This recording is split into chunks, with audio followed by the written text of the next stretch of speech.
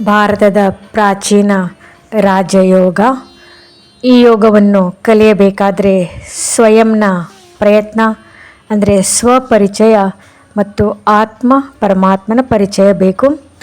ಪರಮಾತ್ಮನ ಶಕ್ತಿ ಪರಮಾತ್ಮನ ಯೋಗದಿಂದ, ಪರಮಾತ್ಮನ ನೆನಪಿನಿಂದ ಸಿಗುವುದು. ಇದರಿಂದಾಗಿ ಈ ಯೋಗದಿಂದ ಪ್ರಾಪ್ತಿಯು ಕೂಡ ಅನೇಕ ಆಗುತ್ತದೆ, ಅಂದರೆ ಅಷ್ಟಶಕ್ತಿಗಳ ಪ್ರಾಪ್ತಿಯಾಗುತ್ತದೆ. ರಾಜಯೋಗದ ಅಭ್ಯಾಸ ಮಾನವನನ್ನು ದೇವಮಾನವನನ್ನಾಗಿ ಮಾಡುವುದು. ಅವರ ಗುಣಗಳು ಪರಿವರ್ತನೆ ಆಗುತ್ತದೆ. ಪರಮಾತ್ಮ ಪ್ರೇಮ ಸಾಗರ. ಪರಂಪಿತ ಪರಮಾತ್ಮನಿಂದ ಮಾತ್ರ ದೊರಕುವ ಈ ಆತ್ಮೀಯತೆ, ಪ್ರೇಮ ಅನುಭವಿಸಲು ರಾಜಯೋಗ ಸಹಾಯ ಮಾಡುತ್ತದೆ. ಯೋಗಿಯ ಮನಸ್ಸು ಅತ್ಯಂತ ಶ್ರೇಷ್ಠ ಅನುಭವವಾದ ಅತೀಂದ್ರಿಯ ಸುಖದಿಂದ ಮತ್ತು ಆನಂದದಿಂದ ಆತ್ಮ ತೃಪ್ತಿಯಾಗುತ್ತದೆ. ಈ ಆನಂದದ ಅನುಭವವು ಮನುಷ್ಯನ ಮನಸ್ಸನ್ನು ಇಂದ್ರಿಯ ಸುಖಗಳಿಂದ ದೂರ ಮಾಡುವುದು ಹಾಗೂ ಕೆಟ್ಟ ನಡತೆಗಳು ಕೂಡ ಸರಿಪಡಿಸುತ್ತದೆ. ವಿಕಾರಿ ಸಂಸ್ಕಾರಗಳು ನಿರ್ಮೂಲನೆ ಆಗುವುದು.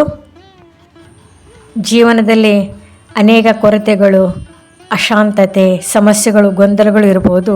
ಅದರಿಂದ ವಿಮುಕ್ತನಾಗಿ ಶಾಂತಿಯ ಜೀವನ, ಸೌಖ್ಯ ಜೀವನ ಪಡೆಯಲು ರಾಜಯೋಗ ಸಹಾಯ ಮಾಡುವುದು. ಹಾಗಿದ್ರೆ ಯೋಗಿಯಾದವನು ನಿಶ್ಚಲ ಆಗಿ, ಶಾಂತನಾಗಿ, ಏಕಾಂತ ಪ್ರಿಯನಾಗಿ, ಪರಮಾತ್ಮ ಅವನ ಚಿಂತೆ ಮತ್ತು ಬಂಧನಗಳಿಂದ ವಿಮುಕ್ತನಾಗಿ ಮಾಡುವುದು ಈ ರಾಜಯೋಗ.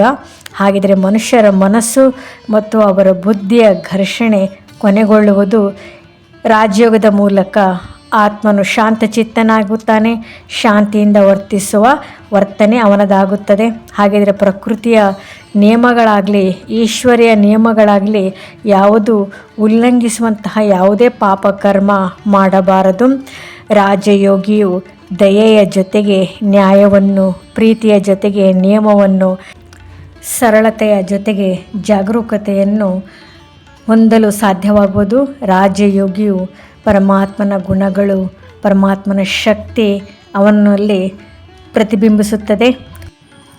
ರಾಜಯೋಗವೇ ಮನುಷ್ಯನನ್ನು ಯೋಗಿಯನ್ನಾಗಿ, ನಿರಂತರ ಶಾಂತ ಸ್ವಭಾವ, ಆನಂದ ಸ್ವಭಾವ ಕೂಡಿದವನಾಗಿ ಮಾಡುತ್ತದೆ, ಶಕ್ತಿಶಾಲಿಯನ್ನಾಗಿ ಮಾಡುತ್ತದೆ ಮತ್ತು ಜೀವನದಲ್ಲಿ ಸಫಲತೆಯನ್ನು ಹೊಂದುವಂತೆ ರಾಜಯೋಗವು ಸಹಾಯವಾಗುತ್ತದೆ.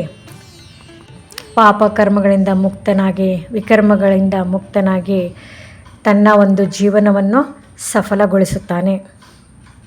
ಓಂ ಶಾಂತಿ.